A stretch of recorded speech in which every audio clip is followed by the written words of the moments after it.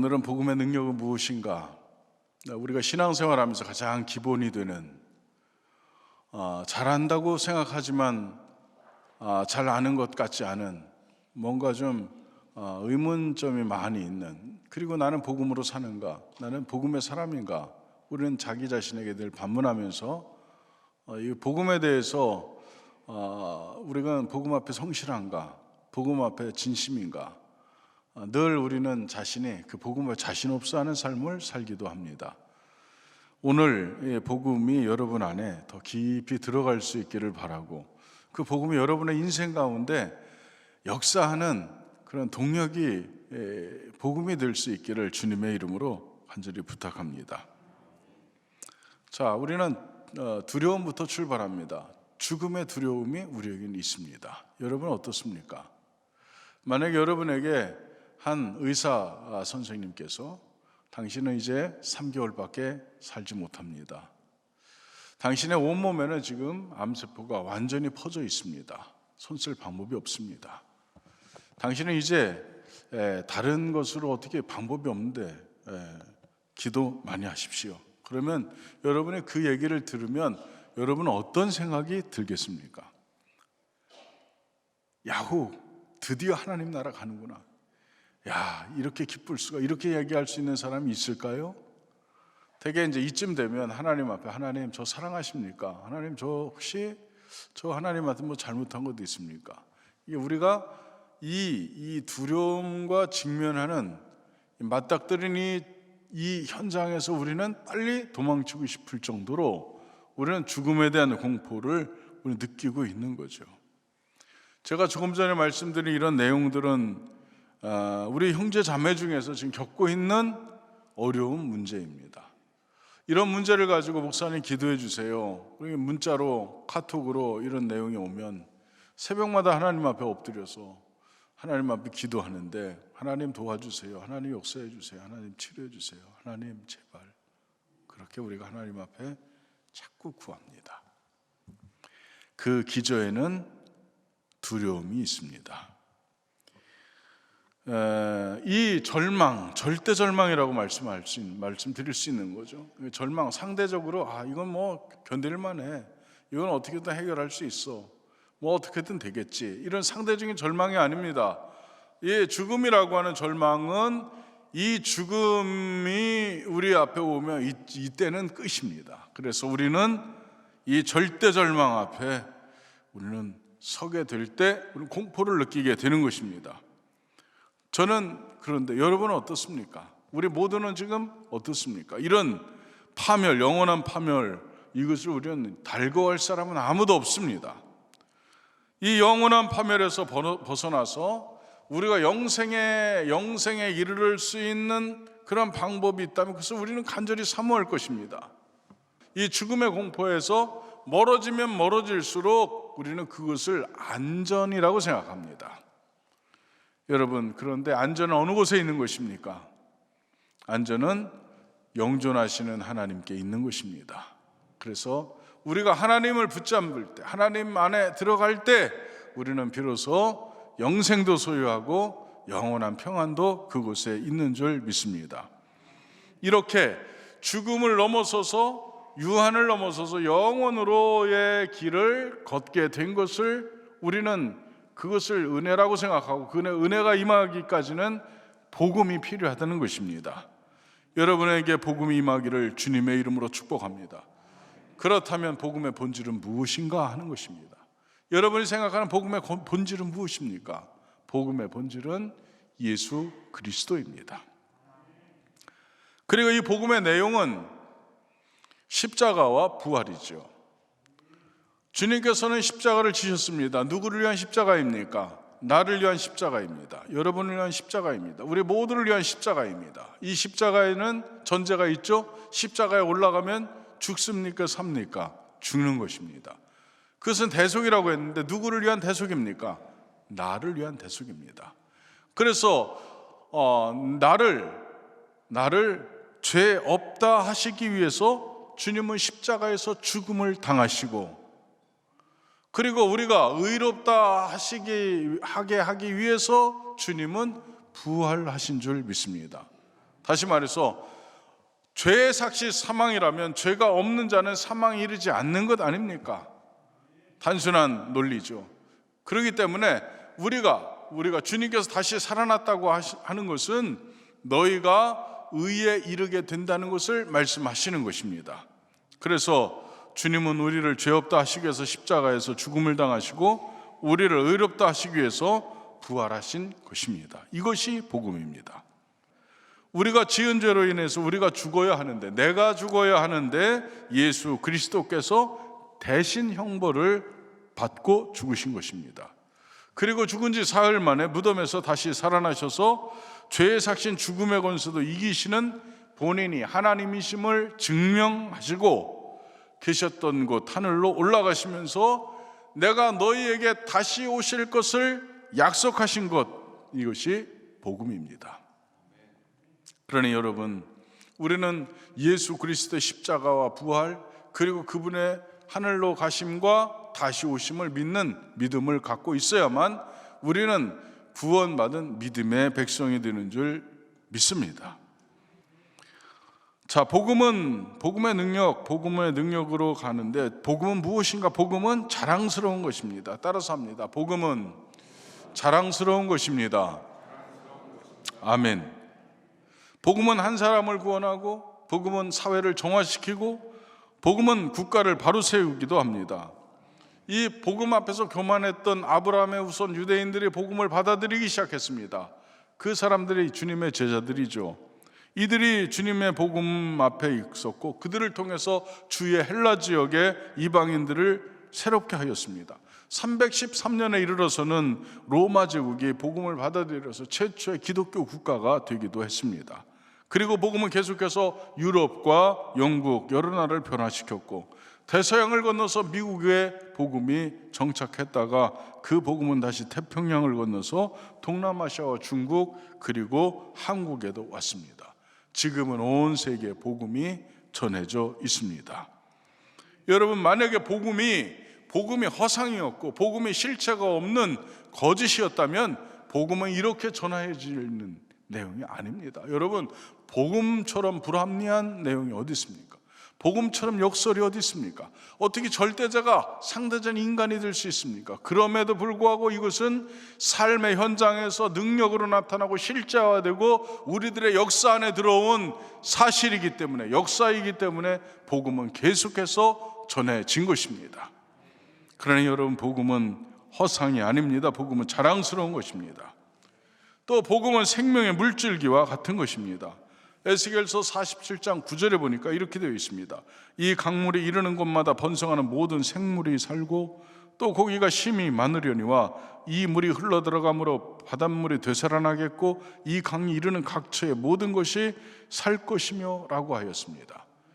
에스겔강, 주님의 성전 문지방에서 흐르던 물이 제단 우편 남쪽으로 흘러내리다가 계속 1,000척씩 청량에 가는데 발목과 무릎에서 허리에서 헤엄칠 만한 창이란 물이 될 때까지, 큰 강이 이룰 때까지 복음은 계속해서 하나님의 성전에서 나온 그 생명의 물은 계속 흘러갔습니다. 여러분, 그 물이 닿는 곳마다 되살아났습니다. 그 물줄기는 여러분의 마음과 심령에도 닿았습니다. 저에게도 닿았습니다.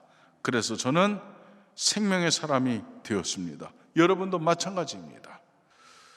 왜 복음의 능력이 있습니까? 복음은 구원을 주시는 하나님의 능력이 되기 때문이라고 하였습니다. 구원은 죄의 장막을 무너뜨립니다. 그리고 살아계신 하나님께로 우리를 인도합니다. 예수님이 십자가에서 운명하실 때에 한 사건이 이렇게 일어났습니다. 성전에 들어가면 성소가 있습니다. 성소를 지나면 한 휘장이 이렇게 막에 쳐져 있는데 그 휘장 건너편이 지성소입니다.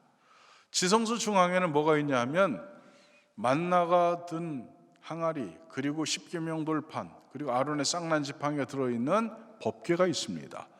법궤 뚜껑을 속죄소라고 하는데, 속죄소에는 이렇게 그룹 천사가 날개를 서로 마주보고 이렇게 엎드려 있는데, 그곳이 속죄소라고 합니다. 그곳에 피를 7번 뿌려서 대속죄 이래 이스라엘 전체의 죄를 속하는 그런 장소입니다. 그리고 그 천사들이 경배하는 그 위에를 시은 자라고 해서 하나님의 보좌 이렇게 상징합니다.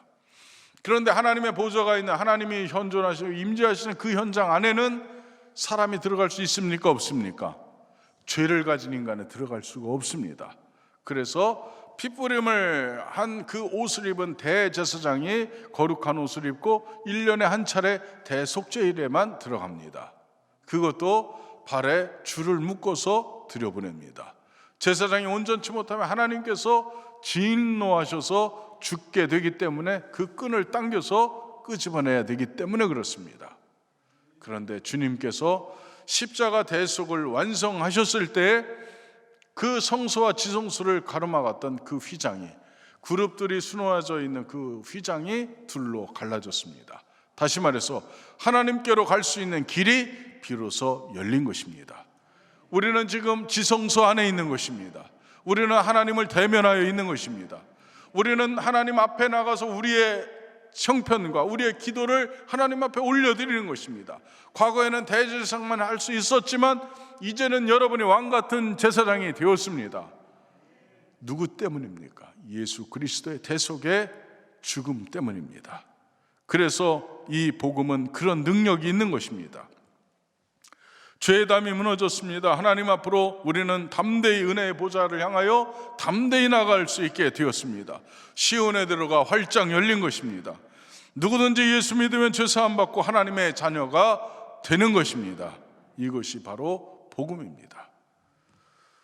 복음은 삶의 모든 두려움으로부터 우리를 해방시켜 줍니다. 여러분 두렵죠? 무엇을 먹을까? 무엇을 마실까? 무엇을 입을까? 어떻게 하면 좋지? 근심 걱정합니다. 뿐만 아니라 죽어서 어떻게 될까? 죽음 후의 일에 대해서 우리 염려하고 걱정합니다.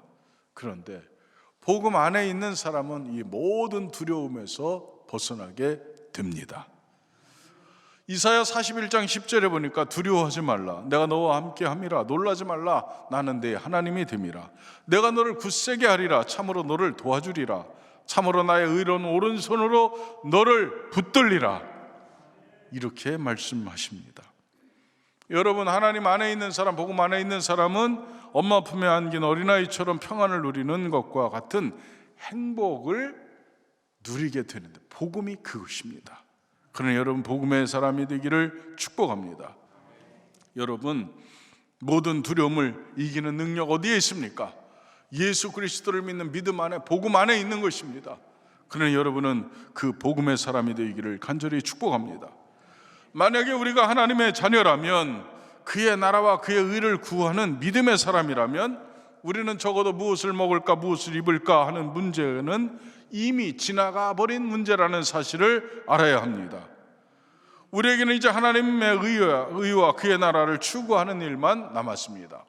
너희는 먼저 그의 나라와 그의 의를 구하라, 그리하면 이 모든 것을 너희에게 더하시리라.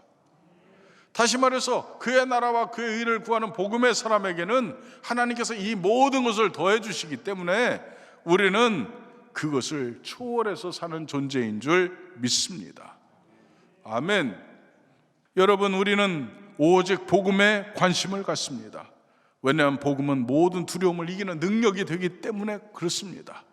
그러니 여러분은 저 세상에 있는 사람처럼 수준 떨어지게 무엇을 먹을까, 무엇을 마실까, 무엇을 입을까 하지 마십시오.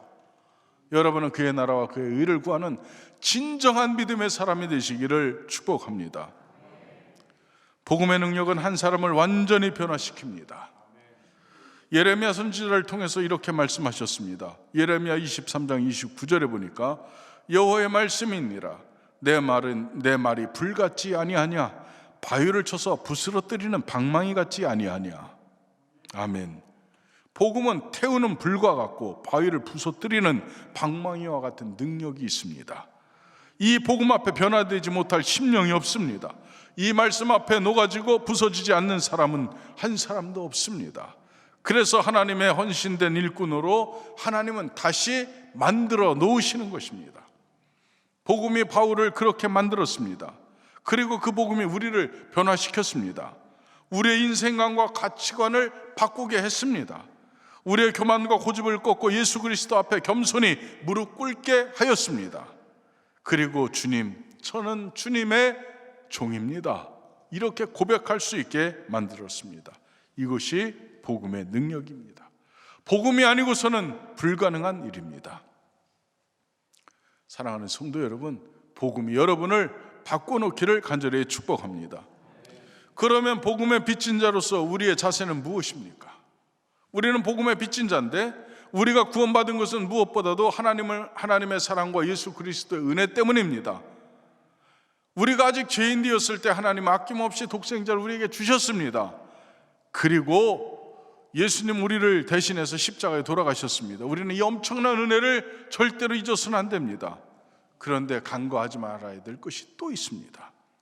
우리가 구원받는 과정에는 복음을 전해준 사람이 있다는 것입니다. 누군가가 복음을 여러분에게 전해 주었습니다. 이처럼 하나님은 항상 먼저 믿는 사람들을 복음의 통로로 사용하셨습니다. 그러니 여러분도 복음의 통로가 되어야 합니다. 전도는 성도의 신앙을 건강하게 만들어줍니다. 여러분의 복음 생명을 전하면 여러분의 생명이 건강해집니다. 아멘. 육체도 그렇지 않습니까? 육체, 생명이 피라고 했는데, 생명이 피라고 했는데, 피가 잘 흘러가야 건강한데, 피가 흘러가다 막히면 어떻게 되는 겁니까? 병든 거죠. 여러분, 영적 생명도 마찬가지입니다. 여러분에 있는 영원한 생명을 다른 사람에게 끊임없이 전해주기를 간절히 축복합니다. 그래서 전도하지 않는 신앙인은 병든 신앙인이 될 수밖에 없습니다. 여러분, 주님을 위해서 할 수 있는 최상의 헌신은 무엇입니까? 따라서 합니다. 복음 전도. 아멘. 그것이 주님을 향한 최상의 헌신입니다. 전도하는 나라가 부강한 나라가 되고 전도하는 개인이 복을 받게 되어 있습니다. 전도하고 선교하는 것이, 전도와 선교는 곧 축복의 창고입니다. 오늘 송전도라고 하는 중국의 남부 지역에 있었던 분인데, 송전도, 여러분 들어봤을지도 모릅니다. 아주 유명한 분입니다. 송전도는 전도를 아주 많이 한 사람입니다. 젊었을 때 얼마나 많이 전도를 했는지, 그래서 이름이 전도가 되었습니다. 별명입니다. 저 송전도 온다, 이 전도쟁이 온다. 송전도가 얼마나 전도를 했는지 그의 이름은 사라지고 송전도가 본명보다 더 큰 이름이 되었습니다. 사울보다 바울이 더 큰 이름이 된 것처럼 송전도도 전도가 이름이 된 사람입니다. 이 송전도 이분이 얼마나 많이 전도를 했는지 그런 별명도 얻었는데, 그만 이분이 젊어서 죽게 되었습니다.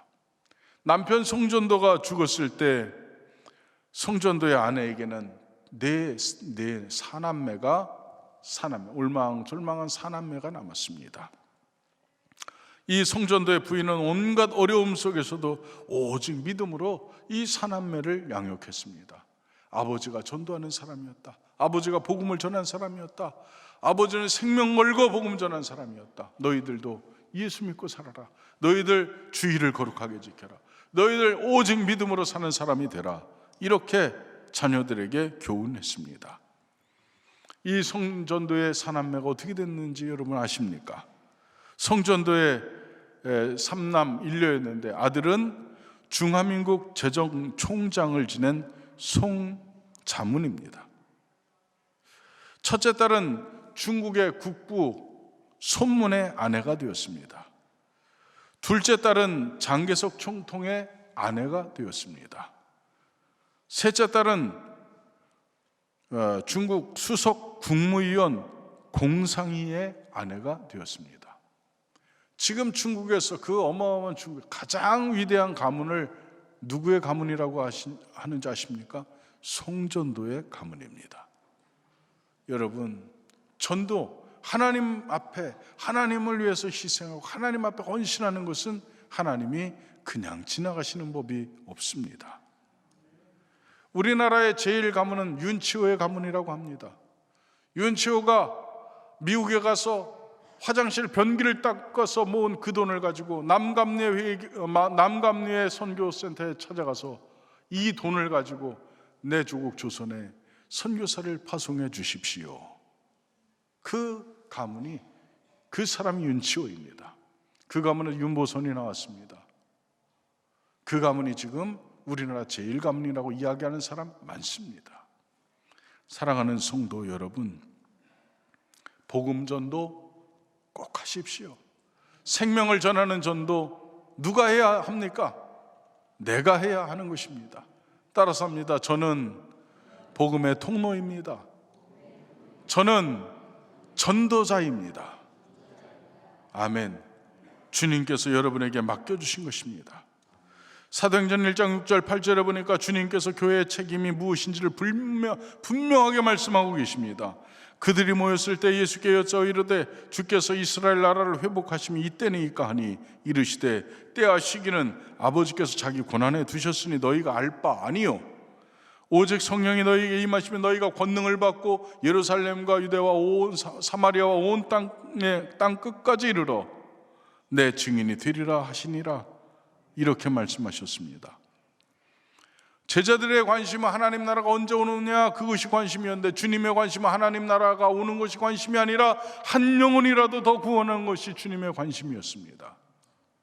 여러분, 그래서 하나님 나라는 그렇게 더디 오는가 봅니다. 여러분이 구원받기까지 하나님은 기다리시는 것입니다.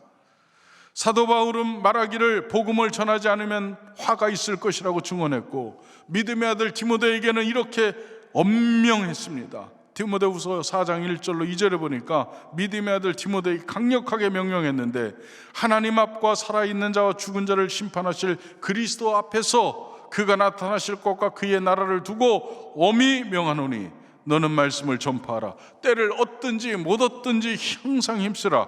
범사에 오래 참음과 가르침으로 경책하며 경계하며 권하라. 이렇게 말씀하셨습니다. 여러분, 바울 사도는 지금 하나님과 그리고 예수 그리스도와 그의 나라를 두고 내가 너에게 명령한다는 것입니다. 하나님 걸고 예수님 걸고 그의 나라를 걸고 내가 너에게 엄명한다는 것입니다. 복음 전하라는 것입니다. 꼭 전하라는 것입니다. 때를 얻든지 못 얻든지 너 말씀 전해라. 그렇게 말씀하십니다. 그리고 범사에 오래 참으라. 너 복음 전해야 되는 사람이기 때문에 참으라는 것입니다. 이웃이 너에게 아무리 몹쓸 짓을 해도 너 오래 참으라, 길이 참으라는 것입니다. 왜냐하면 너는 복음을 전해야 되는 사람이기 때문에, 너는 복음을 전해야 되는 사람이기 때문에 넌 참아야 된다는 것입니다. 여러분, 그러면서 경책하며, 여러분 경책한다는 거 하는 말이 이것입니다. 정신을 차리도록 꾸짖으라는 것입니다. 제가 지금 여러분을 경책하는 것입니다. 왜 복음을 전하지 않습니까? 왜 전도하지 않습니까? 이것을 여러분에게 강력하게 말하고 있는 것입니다. 지금 바울 사도가 믿음의 아들 디모데에게 그렇게 하고 있는 것입니다. 경계하며라고 하는 것은 죄를 따라가지 않도록 경고하라는 뜻입니다. 여러분, 복음 전도하지 않는 것, 생명을 전하지 않는 것, 그냥 이것이 그냥 잘못하는 것쯤인 것이 아니고 죄입니다. 죄. 선을 알고도 행하지 않는 것이 죄라고 하셨는데, 복음 전하는 것이 선인 줄 알면서도 복음을 전하지 않는 것은 죄가 되는 것입니다. 그러니 여러분, 전도하시기를 부탁합니다. 그러면서 권하라 이렇게 했습니다. 경책하며 경계하며 권하라 이랬는데, 권하는 것은 강력하게 요구하라는 것입니다. 요청하라는 것입니다. 사랑하는 소망교회 성도 여러분, 우리 전도합시다. 전도는 다른 기관에 맡긴 예가 없습니다. 오직 전도는 교회에 맡긴 교회의 사명입니다. 그러니 여러분 모두가 전도하는 하나님의 거룩한 일꾼들이 되시기를 주님의 이름으로 축복합니다.